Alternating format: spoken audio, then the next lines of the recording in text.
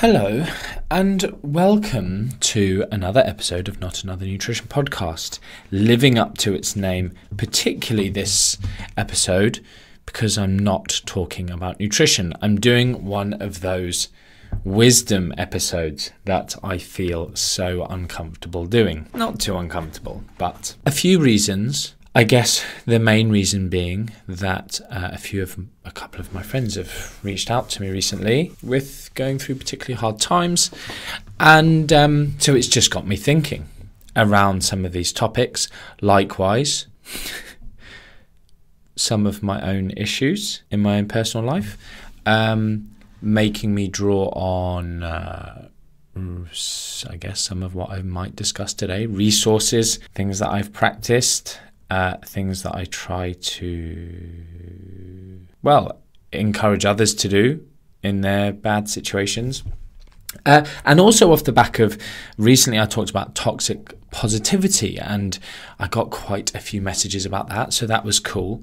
And then finally, I suppose what gave me the kick was recently I've had just a handful, not many, but of kind of like young males reach out to me and actually mention how much they've enjoyed some of the wisdom episodes, which typically I just wouldn't think would hit home with them, with that kind of, I guess, type of person. I don't know if that's the correct way of saying, sort of describing, but just young, one, male, the other. Like generally that when I have followers in that group, it's they're more interested in what the macro split they should be having is. Anyway, so it's just been really cool. I'm like, oh wow, people are actually liking this. Anyway, so it kind of gave me the kick of like, just record one. I've got no plan, no structure, no references, but other than just really to talk about, a few of these things. So, and I guess in some ways, like we're there when I talk about that group of individuals, like young males, I'm also a little bit like, in a way, a bit of an underrepresented group, maybe. Some of the like, I don't know if toxic feminism is a word that's regularly used, probably, but just, the sort of male hating part, which is quite a large part of lots of bits of feminism and where it goes. And I don't know is it third wave feminism, which is just a bit extreme. And I almost got dragged into kind of some of my content or discussions on my stories coming around that. But what I realized, and I'm quite glad I realized this, is it just causes divisiveness. Like just the discussion, there's just no point. You're not changing anyone's minds. And then people take you, almost by probably even just me saying that one comment about man hating feminism, people can be like, I identify as a feminist and I don't hate men and you're nasty. That's not what there is a part, and hopefully you can see through your bias if that's you. That's not what I'm saying, but getting into the debates, you just end up looking like you're fighting one side or the other. And actually just instead putting out some of this positive content, I think is probably a more productive way of doing things. And so this podcast to provide a bit of encouragement and just some perspective. I know lots of my listeners are deep thinkers. Those of you who are just kind of in a routine of listening to my podcast might just enjoy this in your ears. So I mentioned about toxic positivity recently, which was just to recap a bit of the whole thing of, if someone tells you they're sad, they're down, they've got an issue, and people responding with, things could be worse. Cheer up. Oh, you don't need to worry about it. Just almost like a fickle one-liner motivational quote that really just dismisses feelings. So I mentioned that, and lots of people liked it and enjoyed it, and it was cool. I'm glad about that. The thing I want to talk about today is a skill or a technique or something you can maybe try, or just a perspective to consider. And I've said before, I'm in this quite fortunate position where I'm not talking at anyone. I'm not talking to anyone individually, so you can choose to take this or leave it, but you never feel really judged or attacked or the need to defend, which is just such a natural response for lots of us. Defensiveness, defending your status quo, etc., giving reasons, excuses, whatever. So in this, the thing I just want to mention is, I don't know why, as I've said, I've given a background for why I'm talking about this. it may just fall on deaf ears for some of you. It may just seem like, why is he saying this? It's pointless. And this is me over-explaining, which I shouldn't, so I'll carry on. It's the idea that you internally can choose to say those toxic positivity comments to yourself, and they no longer are toxic, or whatever the word is. They are no longer dismissive of your feelings. They come from a place of you being able to say those things to yourself. If you can get to that place, and sometimes it's hard, sometimes we are just wallowing in self-pity, and there might be a place for that, feeling feelings, as it were. And, when my friends have reached, these couple of friends who have reached out, well, one's a friend, and one's like, I'm now questioning if they're going to listen to this and know it's them.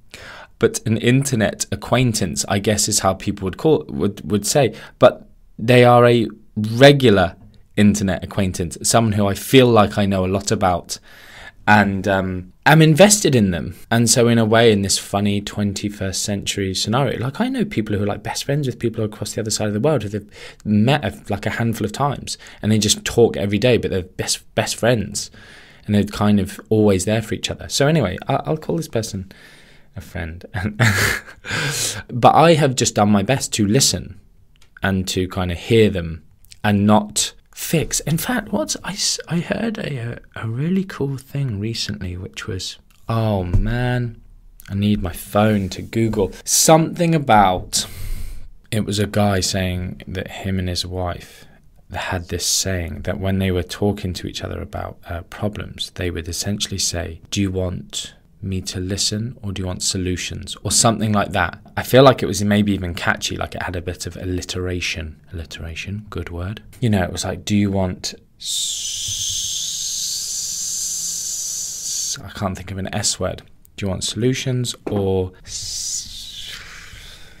you're going to have to help me out in the comments on this post. But anyway, and they basically said, and it stopped 90% of our arguments, because often some people just want someone to listen, and there you go. Do you want silence, or do you want solutions? Boom, I've come up with something. That wasn't it. But essentially it's like, do you want someone to listen and just to hear you and just to comfort? Maybe that was it. Do you want comfort, or do you want solutions? My shoes are really poppy. I hope you can't hear that. Sorry. So anyway, that's what I tried to do for them, was just, it was quite clear they just wanted someone to listen, silence, and to just hear them. But anyway, I actually found myself thinking about some of the situations in my personal life which are less than ideal. In fact, they're completely and utterly fucked up. And I then ended up saying, kind of like going, oh, well, at least, and saying their situation in my head. And then I thought, my situation's way worse. But then I thought, that's actually really good. That shows that this practice that I've been practicing for a long time of doing that thing, things could be worse. Doing it yourself, of, focusing on what you do have. I spoke about this in like the gratitude episode. If you've never gone back, if you're enjoying this, as a one-off, and you never listened to the gratitude episode, that was a really good one. I thought a lot more about that one. That one came from when I was talking about Viktor Frankl, and this quote that just kind of blew my mind. Or I had, I can't remember how many years ago I first read this quote. It was long before I ever read the book. But you know what? I just need to make a note. I'm quite motivated by quotes. I use them, and I just wonder if maybe I'll say some on my podcast sometimes. But it was essentially, so the end of the quote is essentially, the last of human freedoms is the choice of how to react to any given situation. Essentially, choose the way you see any situation. And I'm trying to think of this other quote that I was going to mention that I was just writing down. Now I've lost it. But the last of humans' freedoms is the choice too. I don't have the book here, so I can't read it exactly to you. But essentially, the beginning of that quote is to do with, it was like, we, the men who lived in these concentration camps, remember those few men or something, those men, even though there was a few of them, who would walk through the concentration camp giving words of sort of comfort and giving out their last piece of bread. So if you've ever read the book, they basically carried crumbs of bread in their pockets and would just consider. And this, this does fast forward into nutrition in many ways when you consider the absolute obsession with food, with this kind of this starvation essentially. I mean, it's much more extreme than dieting, but we quote the Minnesota starvation study, which has parallels to these concentration camps in some ways. But just how important food and nourishment is, but to our psychology is what I'm getting at here. Obviously, food's important. Obviously, energy, you'll die without it. But it's how much it impacts psychology is quite profound and astounding. Anyway, so they carried these little bits of bread in their pocket, and it was their last mouthful. And anyway, it's quite interesting to read, and powerful and scary and humbling. But they would give these last piece of bread to a man who had lost hope. And I read that first bit and just go, I'm not that person, but I aspire to be that person as much as I can. And in some ways I might achieve that, in some ways I don't. Sometimes man, I wish I was more virtuous. I wish I was more hardy. I wish I would deal with hard times better. But I think just that striving is a good decision that I've made. I always talk about acceptance and taking the first step. So an acceptance of, who I am naturally and what I want to be, but taking the first step of I want to be that. And then so I'll, even when I fail, accept and then just try and be. So even when you're going through hard times, not having your mood brought down and not lashing out and being a different person. I think I've said a quote on my podcast before about being a person of virtue is being consistent even when it's not comfortable, even when it's not convenient, and even when it's not something else. Damn it. One other cool word. But anyway, it's true. Not allowing, doing your best not to let situations change who you are as a person. And there's another one. This was the one I wrote down. What matters most is how well you walk through the fire. And that was something I only read, I think, probably in the last 6 to 12 months. It's by Charles Bukowski. I don't know who Charles is, but it's another one that I just have used to challenge myself in terms of life sucks in many, many ways. What life throws at us, and the whole stoicism thing is understanding that there's lots of stuff in life that hurts, like death hurts, which is one of the inevitables for all of us, for us and our family members. And it's geez, Martin, this podcast is normally fun and nice and humorous, but sometimes living on cloud nine is when you get hurt most, because you forget actually some of the realities of the inevitable elements of suffering within our lives. There's actually, what's the other one? I think it's Oscar Wilde, who he says something like, we're all in the gutter, but some of us are looking at the stars, type thing. And that's something I've tried to get across before, is if you look at other people and you go, for instance, me, or someone who's way cooler, way more famous, way better life than me, for instance, in your opinion, at just understanding that they go through their own troubles. And there's different levels. But when you look at, when I read this book, Man's Search for Meaning, you do realise that actually even in that situation, you can be, choose to feel more or less privilege in those situations. And so just because someone has whatever you deem you're looking for, money, family, the perfect partner, the body you want, you do get to choose. You can't just go, it's easy for you to say. You could say that to me, it's easy for you to say. But then I can find someone way worse off than you who's choosing to be happier than you. Some of the pathological situations of neurochemical disruption outside of, clinical mental health issues, I'm talking here, just for a little bit of clarification. Yeah, I just wrote down here, nice feedback from Els. Provide encouragement, perspective, 2 friends, toxic positivity, DIY positivity. And that's all my notes. So, I've given you some cool quotes there, and I just want to give you that thing of, looking at your situation and just going, if you can do this yourself, it never works if it comes from someone else, I don't think. Thinking it could be worse. Thinking I am really lucky for XYZ. Going, that is the case, but, and being your own DIY positivity, being your own motivational coach, being your own cheerleader. I think I maybe said that in maybe the happiness or the gratitude episode, but going back to real basics where you can. And I think one of the things maybe as well that motivated me to record this is just the sense that lots of people are feeling super ground down at the minute. And in the UK, things are sort of opening up and feeling a bit better, but there's still a whole load of gloom and doom. In fact, in Man's Search for Meaning, this is such a horrific quote, but it's so it's so powerful, and I don't know if I'll do it justice, but essentially, after they've been in the concentration camps, they are free. And as I understand it, basically the prison was opened, and then they just kind of wandered out, and they were like, what the hell? And they're in the middle of nowhere, and they just walk through the woods and the fields. Anyway, so these people would make their way back home. And essentially when they got home, no one really cared what they'd been through. And no one could understand them. And they had been so psychologically damaged. Do you know what? In my mind, I'm like, all of these connections. Because there's another quote I read recently that's around heal from your wounds. Otherwise, you'll end up bleeding on people that didn't cut you. I think that's something. It was something like that. And in this situation, they got back to where they lived, for instance, and people just couldn't comprehend what they'd gone through, and even thought they were making up some of the things that they had gone through. And, just sort of said, look, we didn't know that was happening. We didn't know where you were. We didn't. And things just didn't get better. They said they had kind of dreamed of getting back to a procession of people like, welcome home, like, goodness me, like it must have been horrible, and being showered with love or whatever.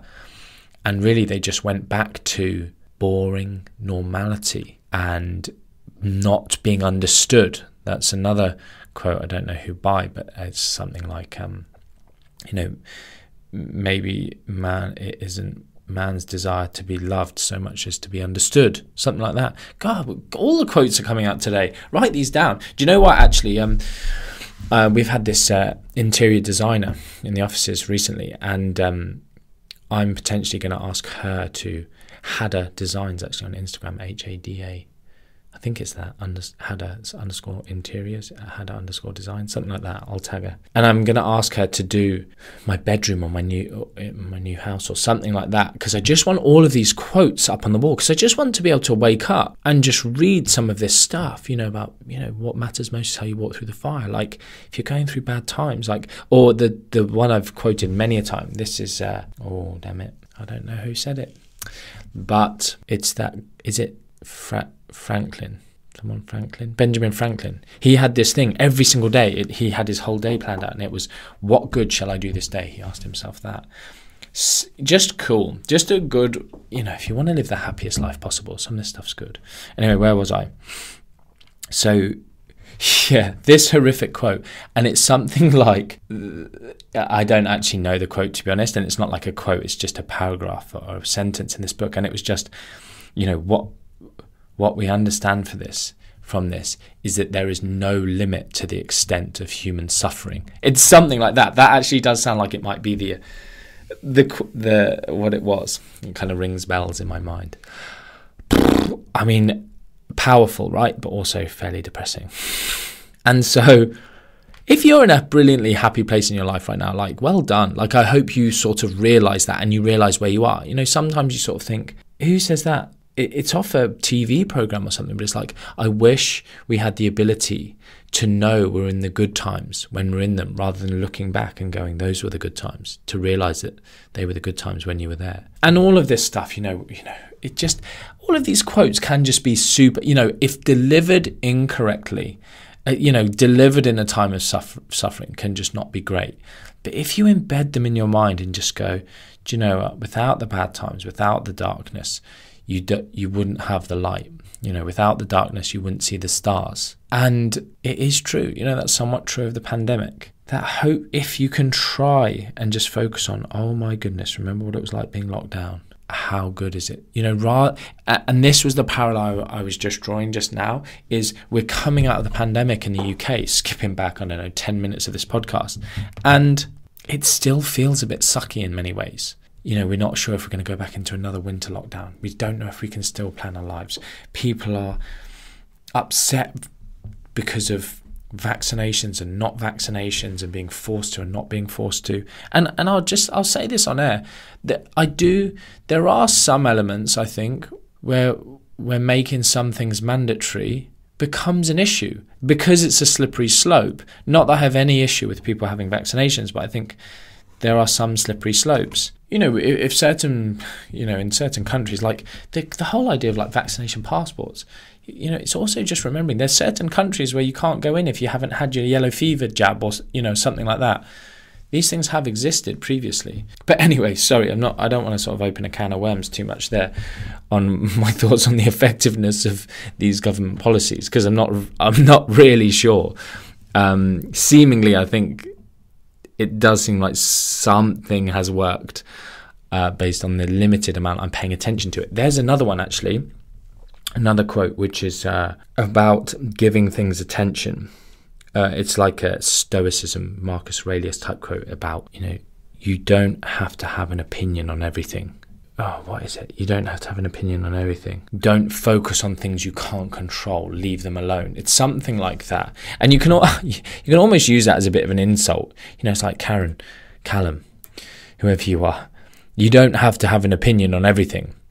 And I do. This is a bit like, they don't deserve your attention. And as instead of an insult, but as an encouragement, just like some of this stuff, like it's out of our control. And so just don't focus on it in all aspects of life. This is something I've done recently with some of the horrific, really, really bad personal, I personally think, top 5 horrific things in people's lives in terms of what truly matters in life.